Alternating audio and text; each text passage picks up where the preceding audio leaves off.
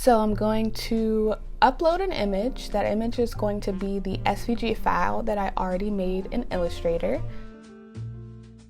The name is okay. Save it to the account. Boom, there it is. And now I'll be able to bring it into the canvas and see what is going on. Okay. Okay, so everything is on the same layer right now. So let me figure out what is going on with each of these groups so I can go in and rename the groups according to what the elements are. So the guide to success should be on one layer, the book should be one layer.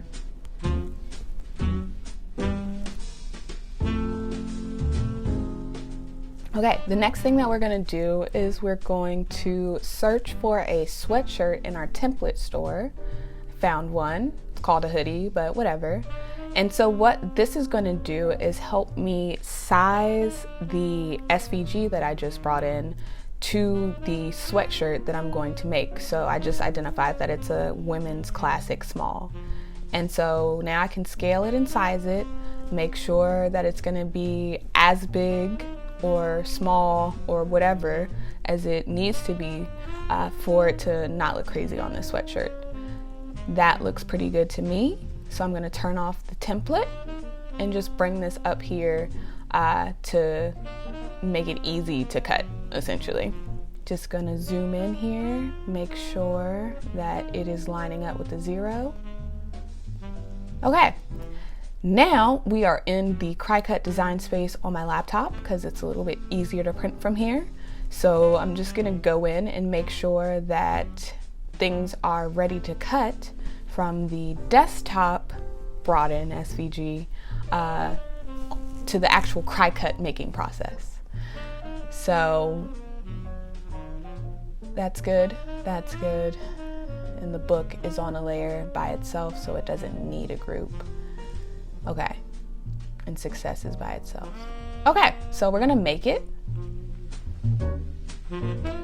And we're gonna indicate if it's on a mat or multiple ways or whatever the case may be. If it is on a mat, you have to indicate what size mat you're using. So I'm just gonna confirm that. So when you're setting things up to print, you wanna make sure that things that are supposed to be what they call attached are in fact attached.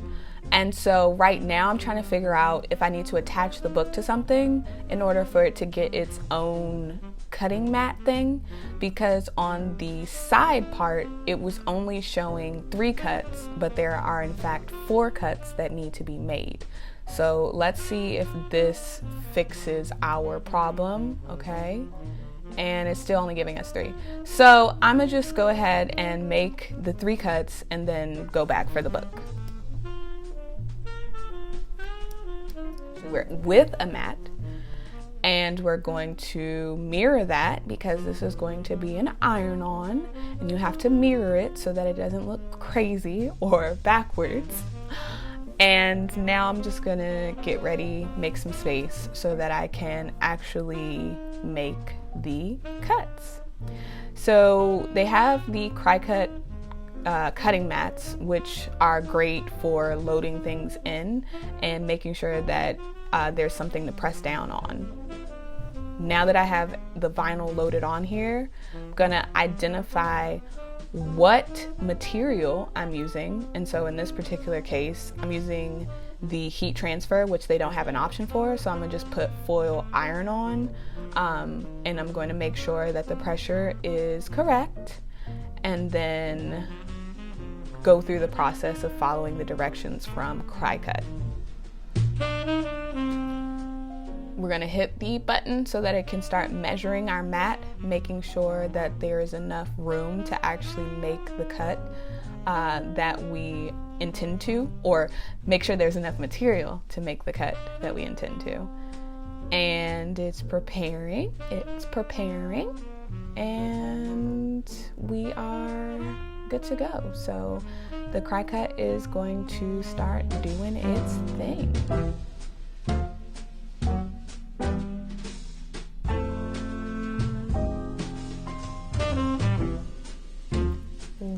girlfriend, look at it go.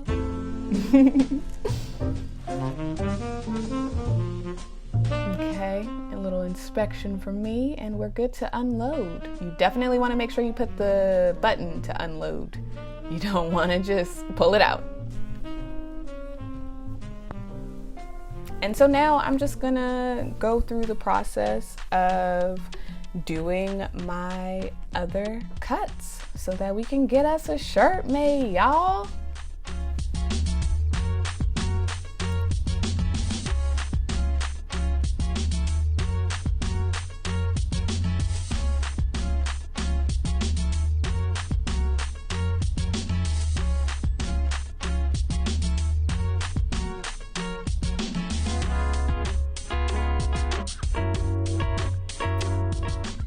Okay, so I indicated that I wanted a glitter iron-on, the smart iron-on. And so what I'm trying to do here is I'm trying to save as much material by putting it onto a mat. And that, as you will see, is not working for me because what ends up happening, one, I think because this mat isn't sticky as it should be, but two, because it really doesn't need a mat. I'm seeing a lot of ridges, and I know that it has to be flat in order for the Cricut machine to make precise cuts, and I just don't want to mess it up. So I'm gonna take off the glitter iron-on, and I'm going to just use the black heat transfer vinyl that I bought for the book, because that will just naturally load onto the mat and I'll be able to make the cuts easier in that way. So now we're going to go forward with the process of making the book cut that is not on the glitter smart vinyl, because my glitter smart vinyl is acting like it doesn't have sense. Honestly, I don't know why it kept having air bubbles and stuff. I might have to cut it and then put it on the mat or something in order for it to have the functionality that I want it to. But we seem to be good with our black vinyl. I am not seeing any red flags. So once it finished detecting and everything, we can actually start making our cuts. Look at it go. Oh, yeah.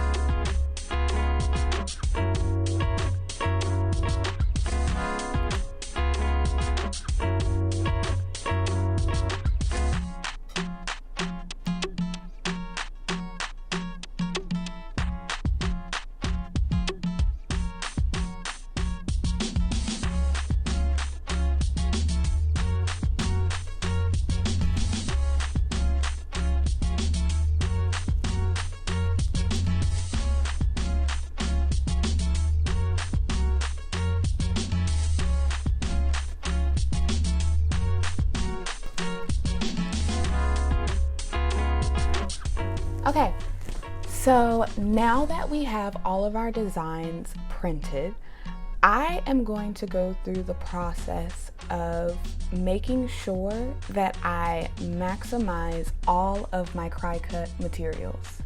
So I'm using the slider to make sure that I am cutting the book as close to the bottom as possible. And then I'm gonna go in and I'm actually gonna use the scissors so that I can cut off the excess piece and make sure that I have as much Cricut vinyl left over as I possibly can.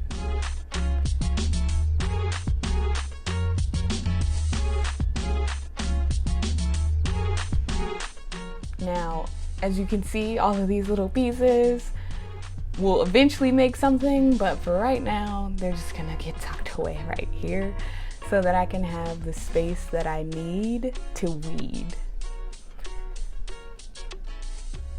Now, you can get yourself a weeding kit from the store that comes with the little hook tool, the tweezer tool, a razor tool. I think it might come with scissors and then the little scraper to make sure everything is on flush. But however you weed, even if it's not the Cricut exclusive materials, you just want to make sure that you're being really careful so that you don't snag or tear your design. So you want to make sure that you take your time. I'm gonna speed through this with a time lapse, but you really want to make sure that you're paying very close attention to the parts that you are peeling off.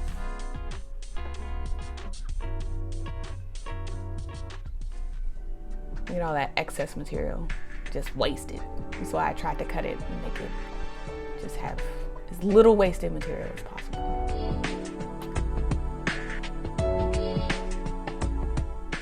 Okay, now it's time for us to actually make our sweatshirt.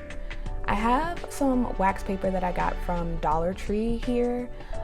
It's not the best, so I have to fold it over a couple of times just so that it's thick enough to actually do what it's supposed to do, which is absorb some of the heat so that the heat transfer vinyl doesn't get all bubbly and messed up as you do multiple layers. Gonna go ahead and start our timer for 30 seconds, and we're going to press and hold.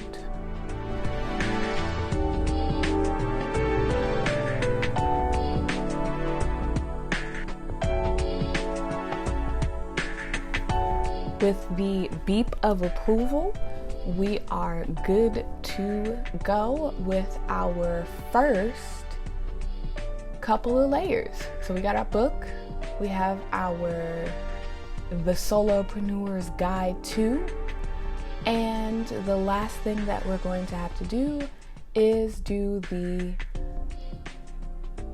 foil transfer. And so with that, I'm gonna let this cool down a little bit, just because I am noticing some ridging along the black part of the book. We seem to be cool to the touch now, so I'm just going to peel off this part of the design so that I can pretty much get to the bottom part where I'm gonna put in the success.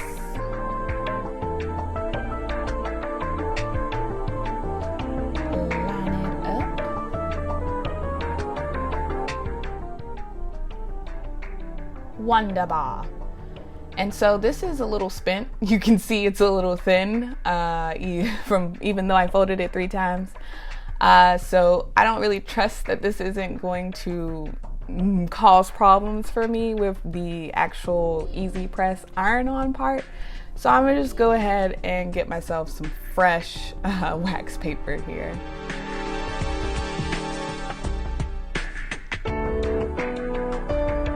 Okay, so we're gonna press. I'm gonna press a little bit onto the design, but I'm also gonna just make sure that I have like most of the focus on the bottom of the shirt. And then I'm going to flip and press for 15 seconds because that's what the instructions told me to do. And it looks okay so far, but I'm not gonna peel it off until the success part of this is cool. So while that's happening, I'm just gonna unpack and get ready. Okay, so my camera cut off and we are now here with this little small iron because some part of the success, it did not adhere the way I needed it to. So I'm just gonna take this little piece of wax paper here, and I'm using the iron instead of the Easy Press because I can get more precise with like what I need to do. And so there's a reason that I bought the Easy Press, because irons are unpredictable. They don't have a even heat source being applied, which is why it's really not recommended that you iron on things with iron-ons at a commercial level.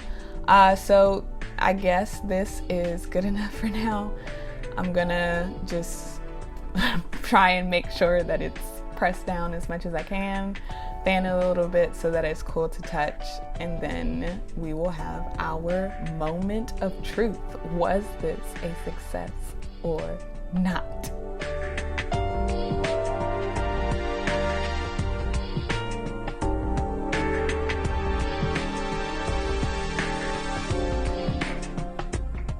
Success!